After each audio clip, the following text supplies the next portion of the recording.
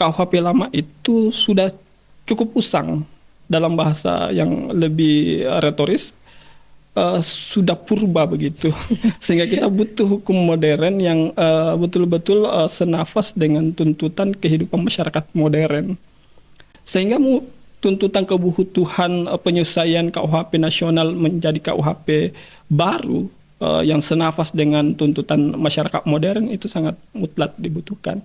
Di KUHP baru, kritik dan kebebasan bersuara itu ternyata juga diatur.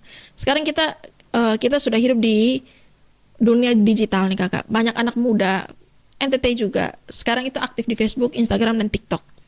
Kadang kritik pemerintah itu muncul dari status yang sederhana. Pertanyaannya, apakah dengan KUHP baru masyarakat harus lebih takut bersuara? Di mana batas antara kritik dan penghinaan? Rumusan pasal ini dimasukkan dalam KUHP, tapi dijadikan delik aduan absolut, dibatasi. Jadi hanya presiden dan wakil presiden yang boleh kemudian menilai apakah suatu perbuatan itu menista pribadinya melalui kuasa hukumnya untuk mengadukan. Tidak bisa kemudian para simpatisannya. Dari ramainya pikuk perdebatan pro kontra, menerima dan menolak KUHP baru ini diberlakukan. Saya adalah salah seorang akademisi yang hari ini juga menjadi seorang praktisi hukum selaku seorang lawyer atau advokat yang paling mendukung daripada pemberlakuan KUHP.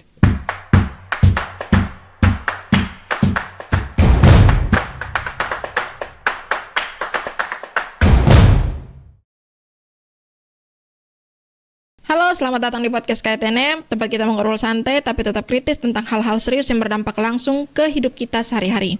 Hari ini kita mau bahas satu topik yang lagi ramai, tapi jujur saja masih banyak orang yang bingung dan bertanya-tanya, yaitu tentang KUHP yang baru. Hukum pidana yang katanya sudah lama disiapkan, dan sekarang mulai berlaku di Indonesia sejak 2 Januari 2026. Pertanyaannya, apakah KUHP ini benar-benar milik kita? Atau justru bikin masyarakat, terutama di daerah seperti kita yang ada di NTT ini makin rentan?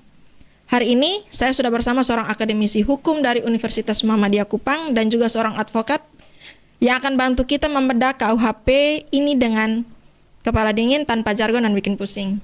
Selamat datang Kakak Andi Irfan. Selamat datang. Terima kasih sudah bergabung dan memenuhi undangan tim KTN. Kakak, kita langsung saja. Omong-omong tentang KUHP baru, ini menjadi pertanyaan masyarakat pada umumnya, yaitu kenapa KUHP ini diganti. Karena mungkin kayak kakak mereka yang dihukum paham bahwa KUHP lama itu adalah warisan Belanda. Tapi untuk awam seperti kami, ini menjadi pertanyaan, lalu kenapa yang lama itu tidak diberlakukan saja terus? Kenapa harus diganti? Apa sebenarnya roh dari KUHP yang baru ini?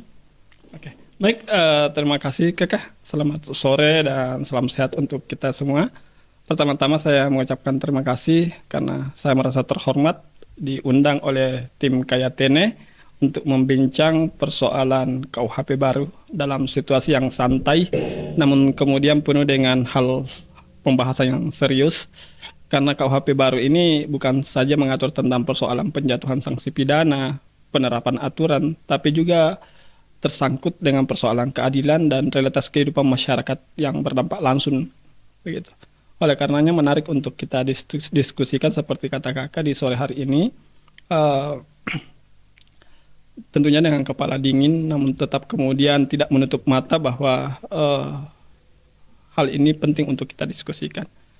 Terkait dengan apa yang kakak tanya tadi, bahwasanya apa roh daripada pemberlakuan KUHP baru ini.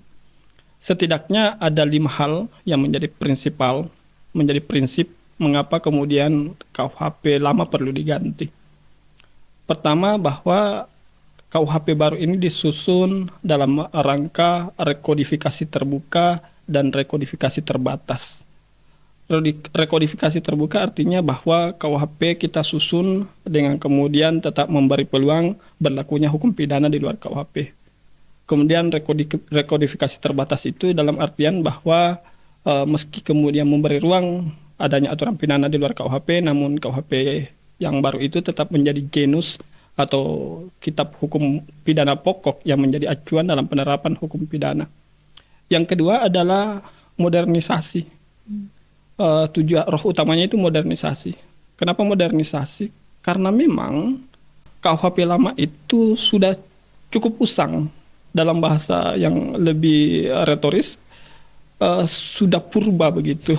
Sehingga kita butuh hukum modern yang betul-betul senafas dengan tuntutan kehidupan masyarakat modern.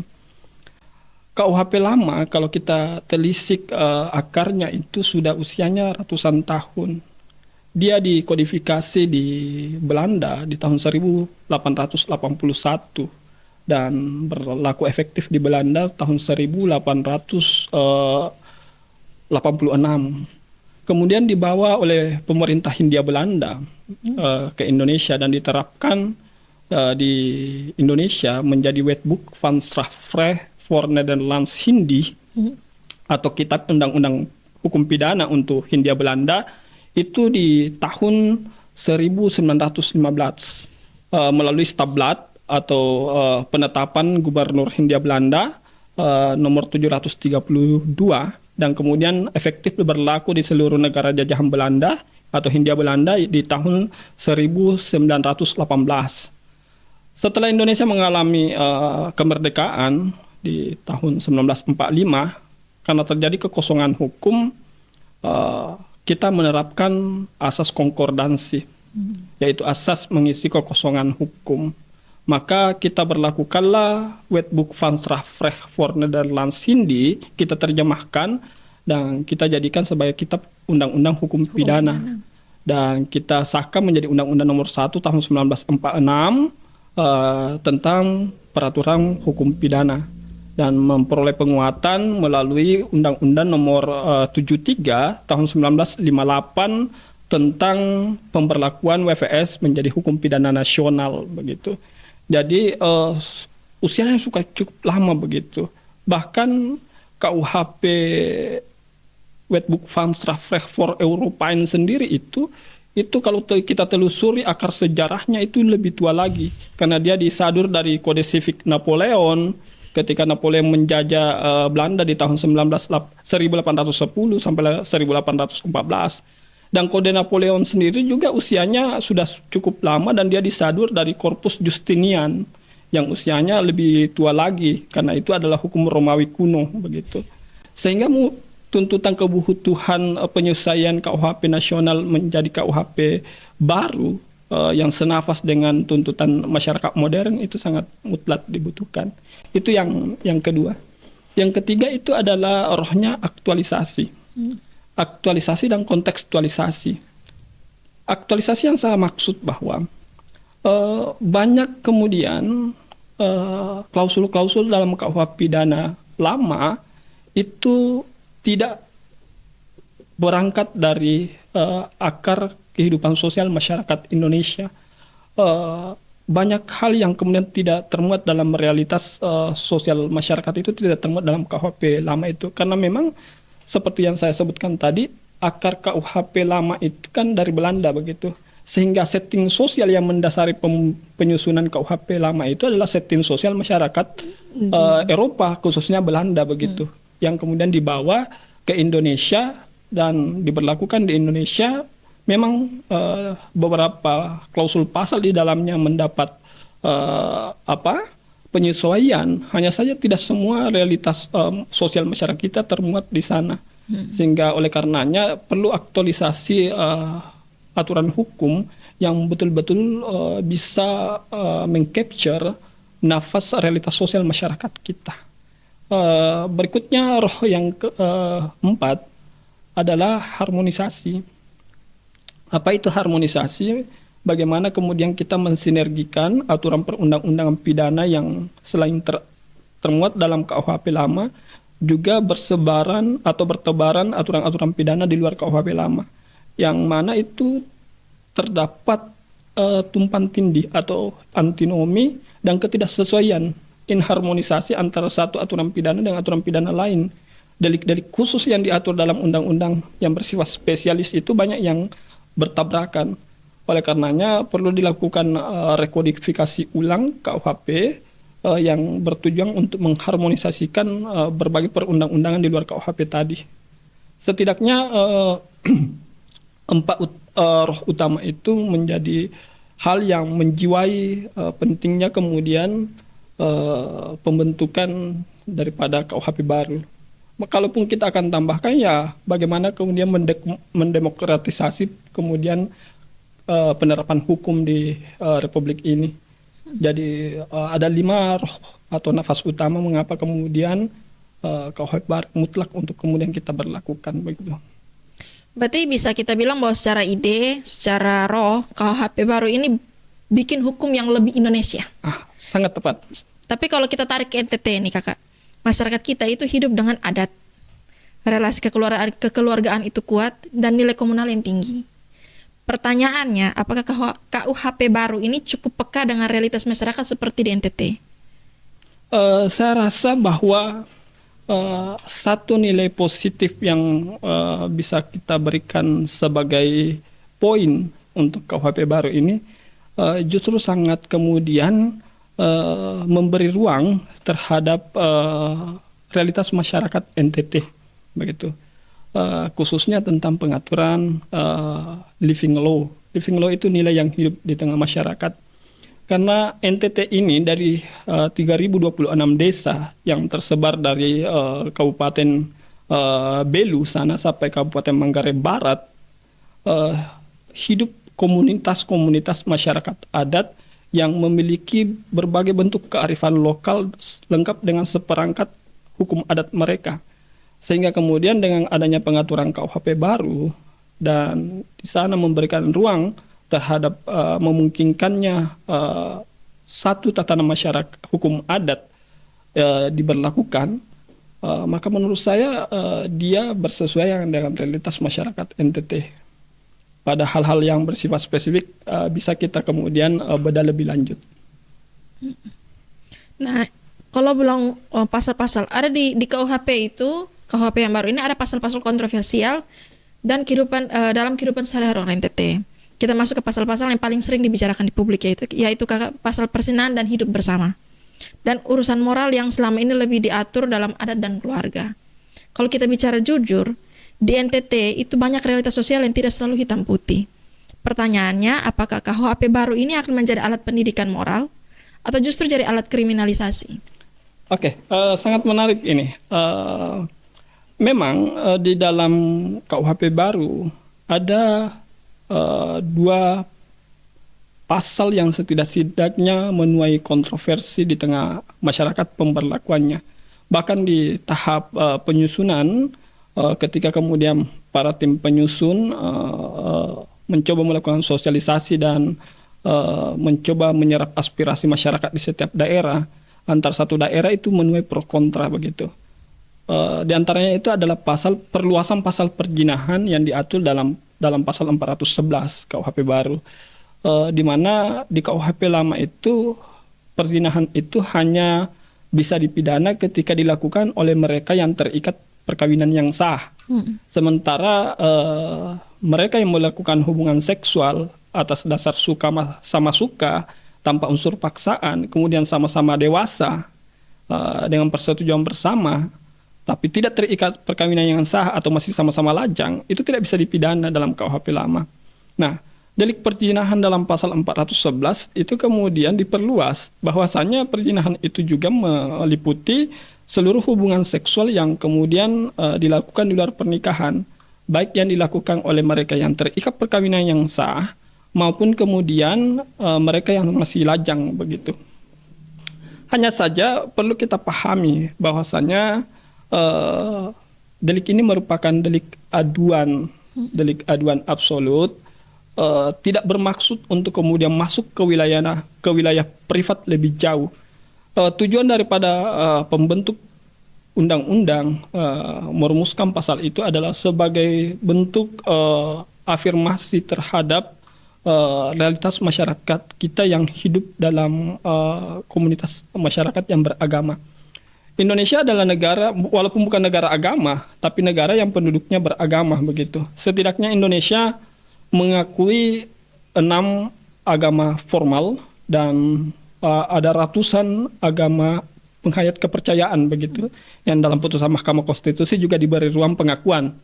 Nah, seluruh agama formal yang diakui maupun juga di penghayat kepercayaan tidak membenarkan praktek perzinahan. Ya. Kita di NTT ini taruhlah kemudian agama-agama formal yang besar itu Katolik, Protestan, Islam, dan kemudian beberapa saudara-saudara kita yang juga ada yaitu Hindu, Buddha, dan Konghucu.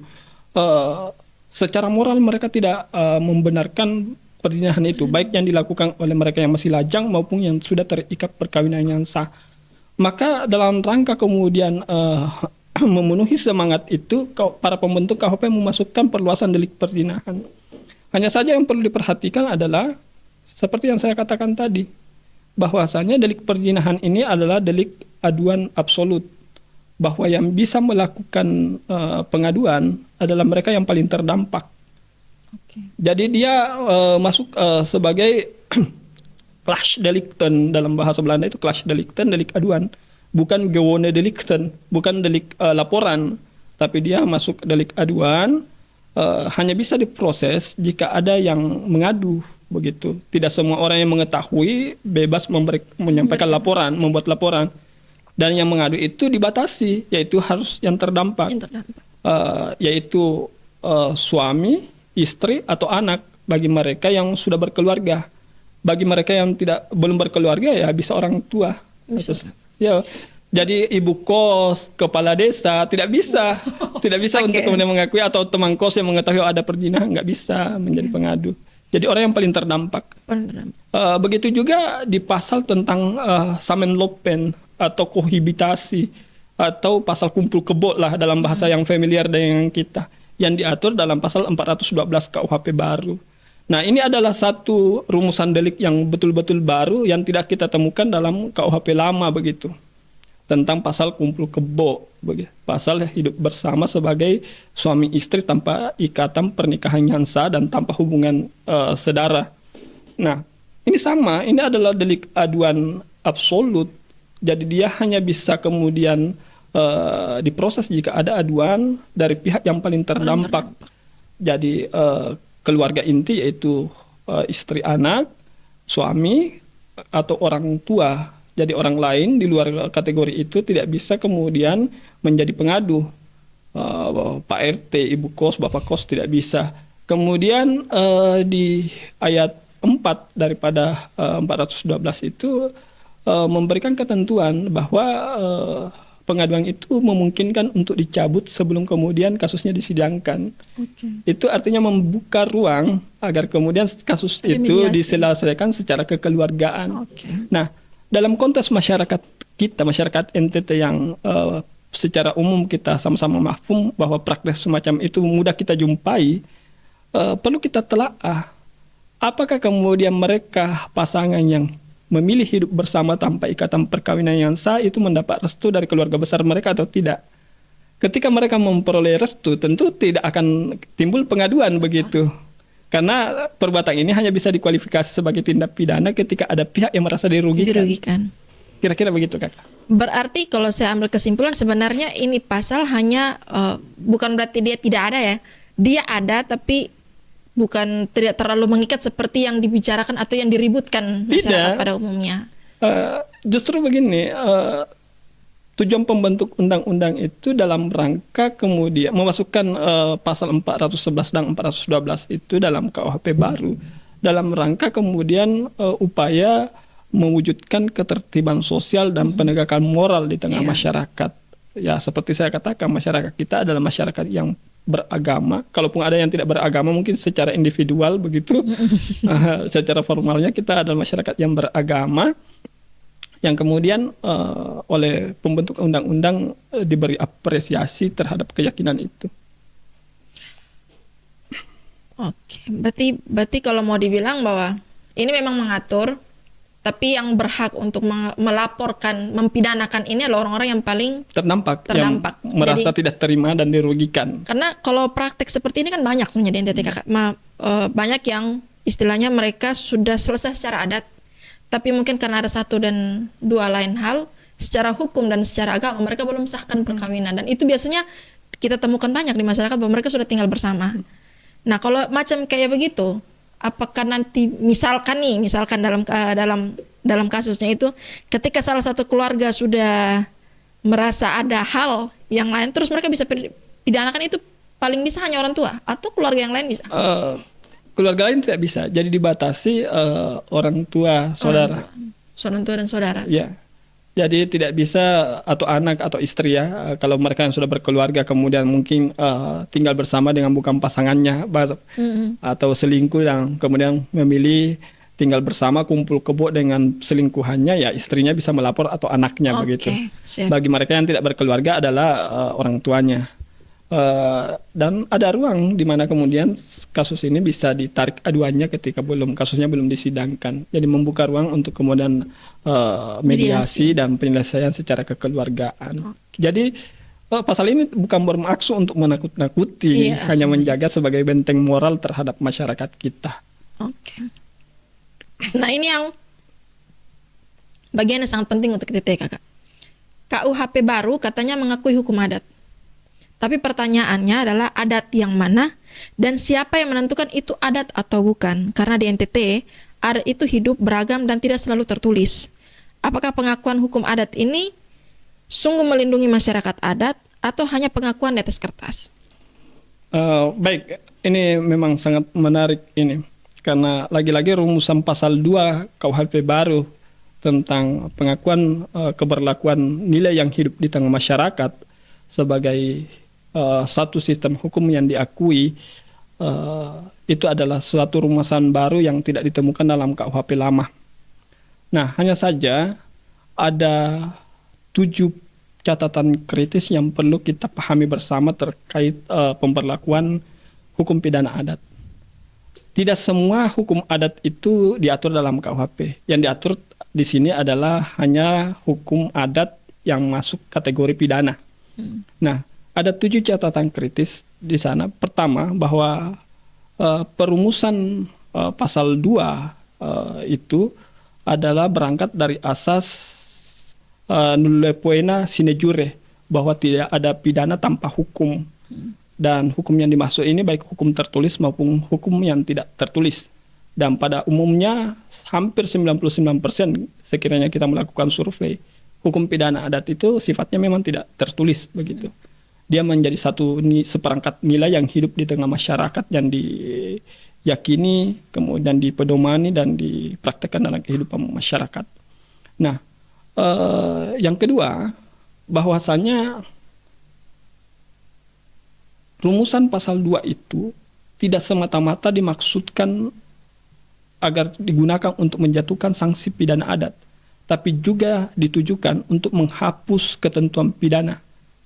Jadi itu sebagai pemenuhan asas keseimbangan dalam KUHP. Jadi nilai-nilai yang hidup di tengah masyarakat itu tidak sebatas mengatur tentang pembolehan penjatuhan sanksi pidana menurut hukum pidana adat, tapi memungkinkan suatu pidana yang diatur dalam KUHP ketika dalam nilai hidup komunitas masyarakat adat mengatakan bahwa itu dibenarkan dan tidak bisa dipidana, maka bisa dijadikan alat untuk menghapus pidana.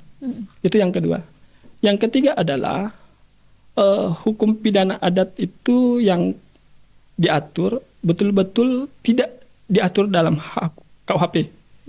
Jadi sepanjang tidak diatur dalam KUHP dan diatur dalam nilai hukum yang hidup di tengah masyarakat, maka itu bisa diberlakukan. Artinya bahwa ketika sudah ada aturannya di dalam KUHP tentang suatu perbuatan, itu tidak dipakai lagi, tidak lagi dirujuk nilai yang hidup di masyarakat itu, karena rujukannya adalah KUHP. Itu yang ketiga. Yang keempat adalah bahwasannya nilai yang hidup di tengah masyarakat itu memungkinkan untuk kemudian diadopsi sebagai satu sistem hukum pidana ketika kemudian tindak pidana yang diatur adalah tindak pidana ringan, bukan tindak pidana serius. Tindak pidana ringan yang kalau kita konversi ke dalam pidana denda paling tidak setara dengan kategori denda 2. Denda kategori 2 itu 10 juta. Jadi nilai tindak pidananya itu tindak pidana ringan yang kalaupun dijatuhi denda ya 10 juta lah. Denda kategori 2 sebagaimana diatur dalam pasal 79 itu. Yang kelima, bahwasanya pemberlakuan hukum pidana adat tidak dimaksudkan untuk kembali menghidupkan pranata peradilan adat yang sudah mati. Di masa kerajaan-kerajaan dulu sebelum Indonesia merdeka, hukum pidana adat itu eksis satu paket dengan hukum pidana formilnya, yaitu sistem peradilan adat.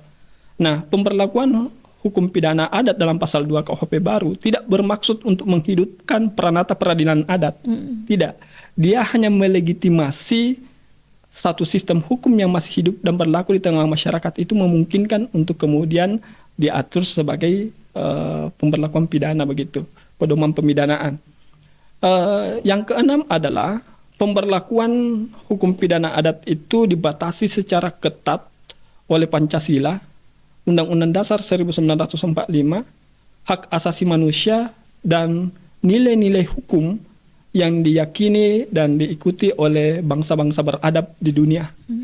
Taruhlah kemudian begini, di Sulawesi kita mengenal satu hukum pidana adat di mana orang yang melakukan hubungan seksual dengan keluarga intinya atau incest, begitu ya, orang tuanya atau saudaranya, maka mereka akan ditenggelamkan di lautan, diikat kakinya dengan batu, kemudian ditenggelamkan begitu. Itu kan sangat tidak manusiawi begitu. Maka dia dibatasi oleh nilai-nilai hukum yang diyakini oleh masyarakat beradab. Yang terakhir, yang ketujuh, catatan kritisnya bahwa keberlakuan hukum pidana adat itu dipersyaratkan oleh peraturan pemerintah. Jadi tentang tata cara dan kategori yang mana dikatakan hukum pidana adat yang bisa dijadikan sebagai pedoman pemidanaan, itu diatur dalam peraturan pemerintah. Nah, Perda atau peraturan pemerintah. Jadi peraturan pemerintah ini menjadi guidance, menjadi pedoman bagi pemerintah daerah untuk menyusun perda. Jadi pemerintah daerah lah yang kemudian menginventarisir perbuatan-perbuatan yang dikategorikan sebagai nilai yang hidup di tengah masyarakat yang bisa dijadikan acuan untuk menjatuhkan pidana. Berangkat dari kategori dan tata cara yang telah ditetapkan dalam peraturan pemerintah atau PP. Jadi tidak semua adat. Nanti pemerintah daerah yang akan menginventarisir yang mana. Dan harus memenuhi ke-6 dari kategori yang saya sebutkan dari 7 kategori itu. Tapi nanti jangan sampai terjadi bahwa adat yang dipakai untuk menekan masyarakat kecil, sedangkan yang elit adat justru aman, Kakak. Ada kemungkinan itu tidak? Itu suatu kekhawatiran yang berlebihan. Tidak. Berarti aman lah ya untuk hukum adat ini.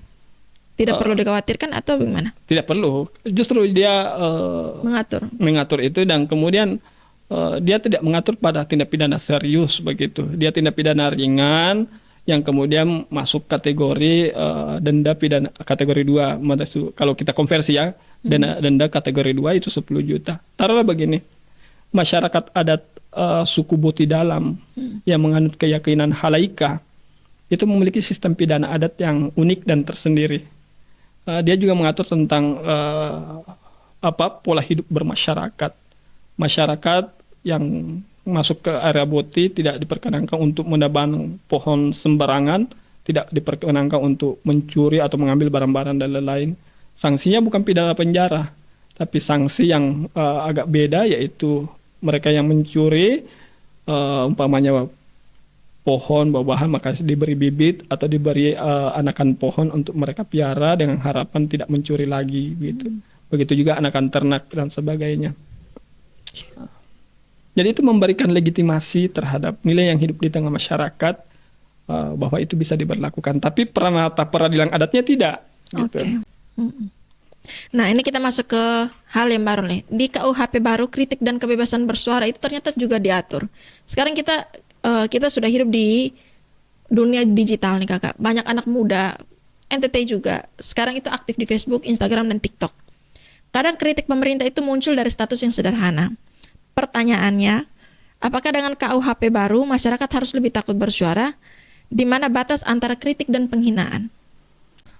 Baik, memang pasal penghinaan terhadap presiden dan wakil presiden, kemudian penghinaan terhadap lembaga negara menjadi satu pasal yang krusial dan yang juga menuai kontroversi. Bukan saja di tengah masyarakat, bahkan di kalangan para pembentuk undang-undang ketika kemudian rancangan undang-undang ini sementara dibahas baik di tingkat 2 maupun tingkat 1, di tingkat fraksi maupun di paripurna. Saya mulai dulu dari pasal 218 tentang penghinaan terhadap presiden dan wakil presiden. Karena ini juga ramai sekarang, apalagi ada komedinya dari Mas Panji yang begitu viral dan trending di Netflix yang menuai pro kontra di kalangan masyarakat, khususnya di dunia maya. Netizen ramai mengulas tentang itu karena di situ menyeret beberapa tokoh, termasuk di dalamnya wakil presiden. Nah, ketentuan pasal 218 itu hanya jika dan hanya jika dimaksudkan untuk menista atau merendahkan martabat, begitu. Seperti mengata-ngatai dengan kata-kata yang tidak pantas pribadinya, bukan kebijakannya. Pribadinya, seperti dulu kita mengingat demo di masa SBY masih berkuasa, ada peserta demonstran membawa seekor kerbau ditulisi si BY begitu. Nah, itu kan tidak layak begitu. Jadi dia hanya memungkinkan untuk diproses ketika tujuannya untuk menista dan merendahkan martabat. Mengapa kemudian tetap dimasukkan ke dalam KUHP baru?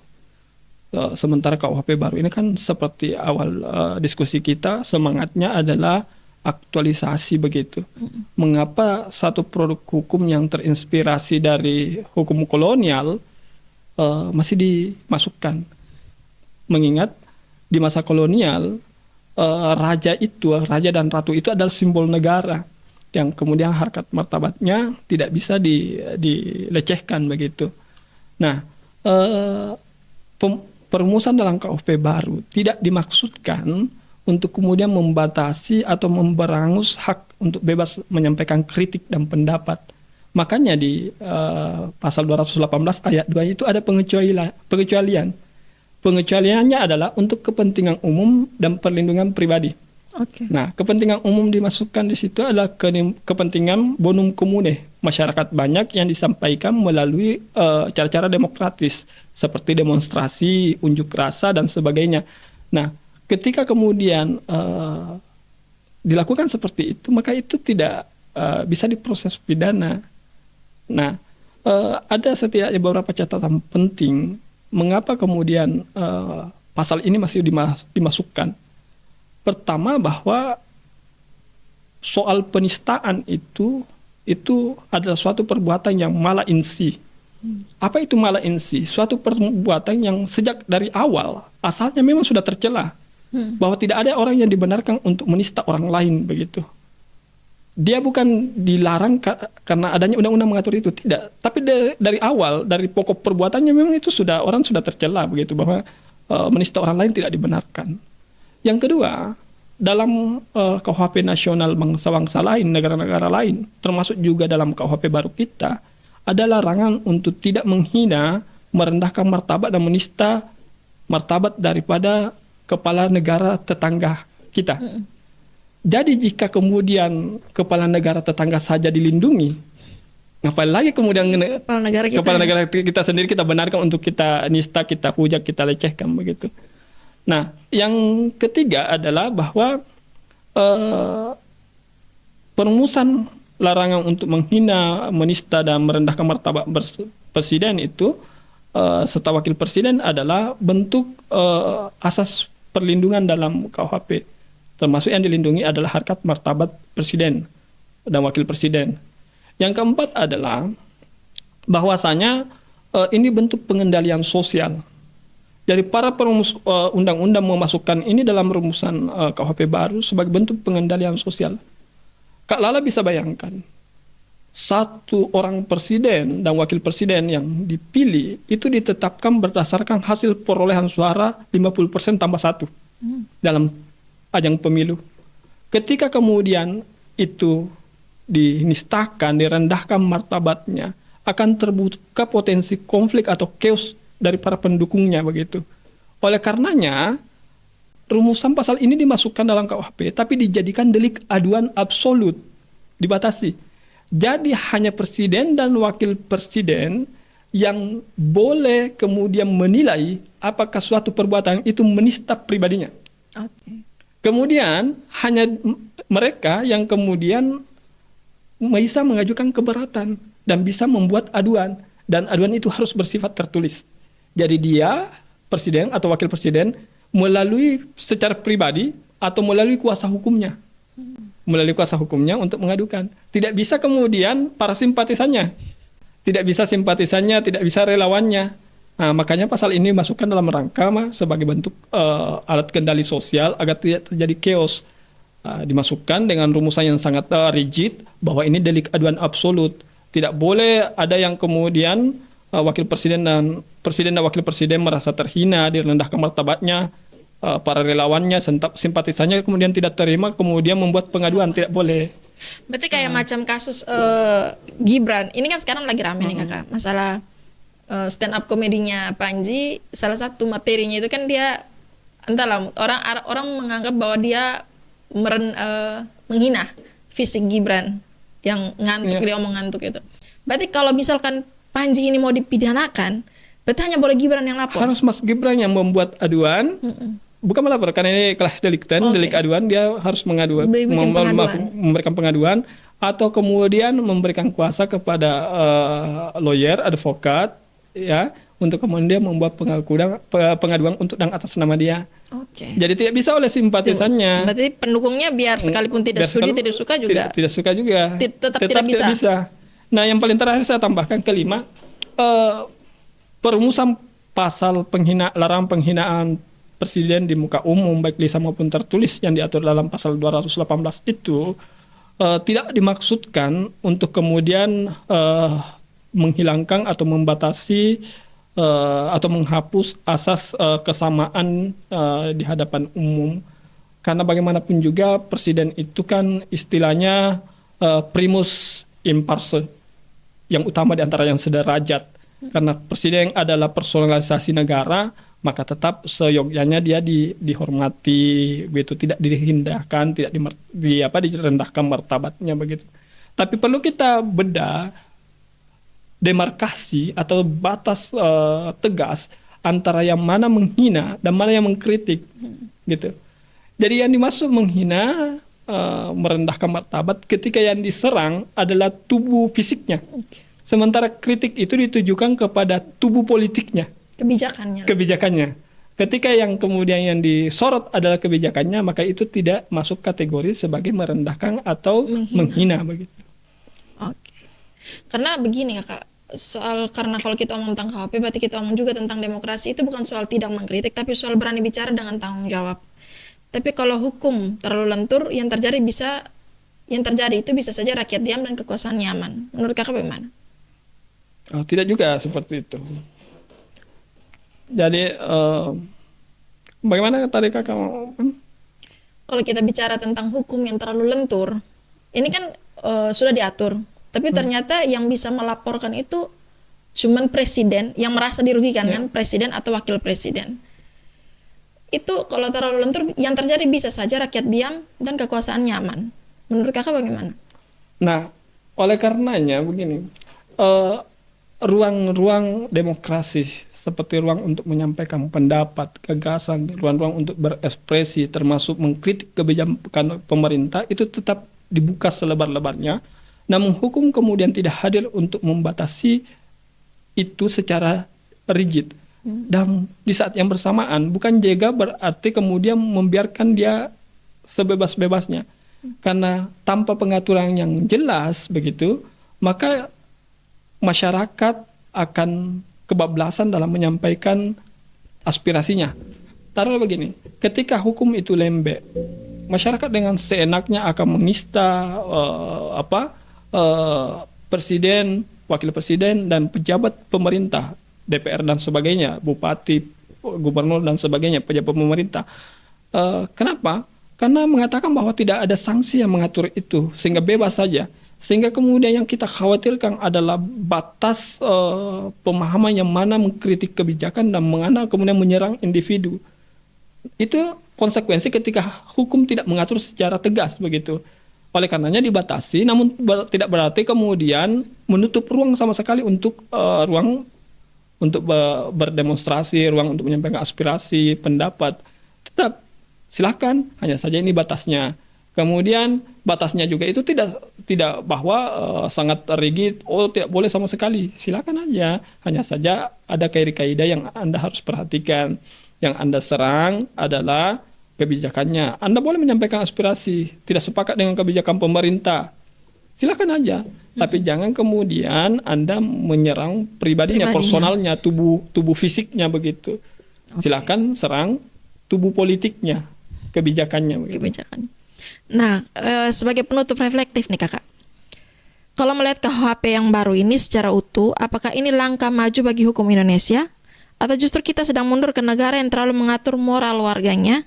Dan harapan Kakak nih, apa yang perlu kita kawal oleh masyarakat sipil, kampus, dan daerah-daerah seperti di NTT?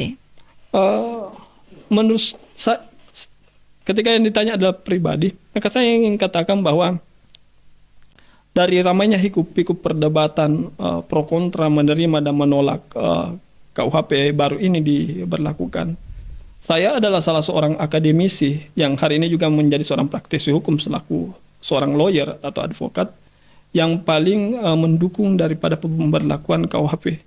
Sejak kemudian masih di tahap perancangan RKUHP, saya sudah memberikan apresiasi kepada RKUHP itu, dan hari ini kemudian diberlakukan, maka saya sangat mendukung pemberlakuan KUHP baru ini, karena ini adalah satu produk anak bangsa, hasil refleksi daripada anak bangsa, generasi bangsa ini dalam mengkodifikasikan satu kitab hukum sendiri, menggantikan satu kitab hukum peninggalan kolonial yang sudah usang dan purba itu. Sehingga pada titik itu kemudian kita perlu apresiasi karena KUHP kita ini berangkat dari nafas realitas sosial religius masyarakat kita. Sehingga kemudian kita patut dukung, kita beri ruang, tapi kemudian kita juga harus mengawal dengan baik penerapannya di tengah masyarakat begitu. Apalagi kemudian KUHP ini tidak berdiri sendiri. KUHP ini mengatur persoalan perbuatan material. Sementara di ranah formilnya ada KUHP, ada Undang-Undang Nomor 24 Tahun 2005 tentang KUHP menggantikan Undang-Undang KUHP lama, ya, Nomor 18 1981 itu. Nah, yang perlu dikawal itu adalah penerapannya, karena KUHP tidak bisa ditegakkan tanpa kemudian didampingi oleh KUHP. Nah, KUHP ini berbicara tentang hak alat-alat negara untuk kemudian menegakkan KUHP. Alat negara yang saya maksud itu mulai dari kepolisian, kejaksaan, pengadilan, include di dalamnya lawyer.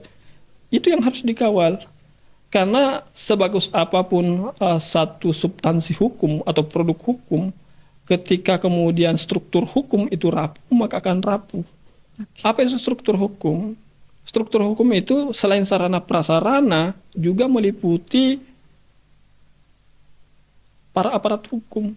Taruhlah begini, KUHP baru ini lepas dari perdebatan, kita asumsikan bahwa sudah bagus. Itu substansi hukum tuh. Dalam bangunan hukum, dia akan tegak ketika ditopang oleh 3 pilar utama menurut teori dari Lawrence M. Friedman. Tiga pilar penyangga utama itu, pertama substansi hukum, itu produk hukumnya. Taruhlah kemudian hukum pidananya sudah sangat bagus. Yang harus kita pastikan, yang kedua, tiang penyangga kedua itu struktur hukumnya, sarana prasarana yang mendukung untuk penerapan KUHP, dan juga aparat hukum yang sebagai aktor pelaku daripada penerapan hukum ini. Itu harus kita pastikan bagus kinerjanya.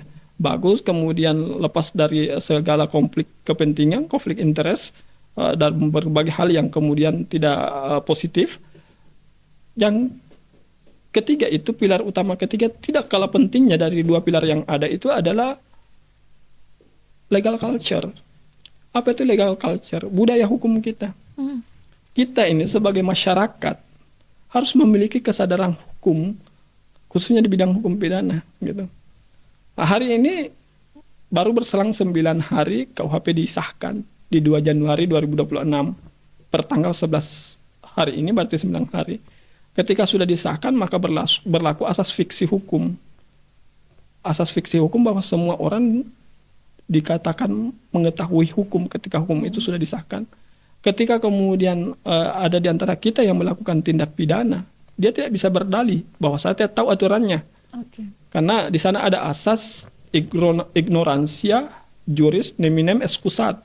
Ketidaktahuan hukum tidak menjadi alasan pemaaf bagi seseorang. Oleh karenanya kita harus memiliki satu paradigma yang taat budaya hukum begitu. Bahwa sebisa mungkin kita tidak merugikan sesama kita. Karena KUHP itu dalam rangka menerapkan keadilan sosial begitu ya di bidang pidana. Jangan sampai ada hak-hak orang lain yang dilanggar. Oleh karenanya kita harus memiliki kesadaran hukum. Tanpa kesadaran berhukum, walaupun substansi hukumnya dan aparat hukumnya bagus, akan repot juga. Berarti kalau misalkan ini kan baru berjalan 9 hari. Saya yakin sebenarnya banyak ini yang belum tahu isi KUHP-nya itu seperti apa. Intinya bahwa ya seperti kakak omong tadi, bahwa usahakan supaya hidup ke depan itu jangan merugikan orang lain saja ya. Ya. Tiba-tiba kalau melanggar Nggak bisa berdalih bahwa saya tidak tahu. Tidak bisa jadi alasan. Itu Ya. tidak bisa jadi alasan kalau tidak tahu ya. Ya. Jadi bahwa KUHP baru ini kan relatif lebih banyak klausul yang diatur daripada KUHP lama. KUHP lama itu hanya terdiri dari 569 pasal, terbagi dalam 3 buku. Buku ke-1 ketentuan umum, pasal 1 sampai pasal 103. Bahasa Belandanya itu Algemeen Rechtsbevelen. Kemudian pasal 104 itu mengatur tentang kejahatan. Kemudian pasal 538 sampai 569 tentang pelanggaran. Nah, di buku 2 ini lebih banyak. Berapa pasal? Dia 624 pasal. 624 pasal, tapi bukunya disederhanakan. Yaitu buku 1 tentang ketentuan umum, buku 2 tentang tindak pidana. Jadi tidak ada lagi kategori kejahatan dan pelanggaran. Oke. Ini hari kita cukup banyak dapat penjelasan tentang KUHP dan sangat mencerahkan dari obrolan hari ini, Kakak. Mungkin yang bisa saya petik, ada satu hal penting, yaitu hukum itu bukan cuma soal pasal, tapi soal manusia dan realitas hidupnya. KUHP baru akan sudah mulai berjalan, tapi tugas kita sebagai warga negara itu tetap kritis, tetap sadar seperti yang Kakak bilang tadi, dan tetap menjaga kemanusiaan dalam hukum. Untuk pendengar di NTT, dimanapun berada, pahami hukum dan jangan takut berpikir. Saya sih secara pribadi ya, kalau boleh lah budaya literasinya itu dipertajam. Kalau bisa cari tahu lebih banyak tentang KUHP, jangan sampai hal yang selama ini kita buat ternyata sudah diatur dalam KUHP, itu juga bahaya. Jadi untuk episode kali ini saya rasa cukup, sangat mencerahkan tentang KUHP yang baru. Setidaknya pertanyaan-pertanyaan yang selama ini beredar di masyarakat sudah kita bedah bersama. Sebelum kita selesaikan, kami dari KTN itu biasanya satu narasumber kami kasih kenang-kenangan. Siap, makasih banyak. Jadi ini dari KTN, terima kasih Siap, sudah makasih banyak. hadir. Semoga nanti besok-besok kalau ada hal-hal yang mengenai hukum dan saya pikir saya harus undang lagi, jangan bosan-bosan datang ke sini, Kak. Dengan senang hati. Oke, sampai jumpa di episode berikutnya. Salam hangat dari KTN, berbicara, bergerak, dan berdampak. Sampai jumpa. Oke, selesai. Terima kasih banyak, Kakak. Berapa banyak tadi? Berapa lama?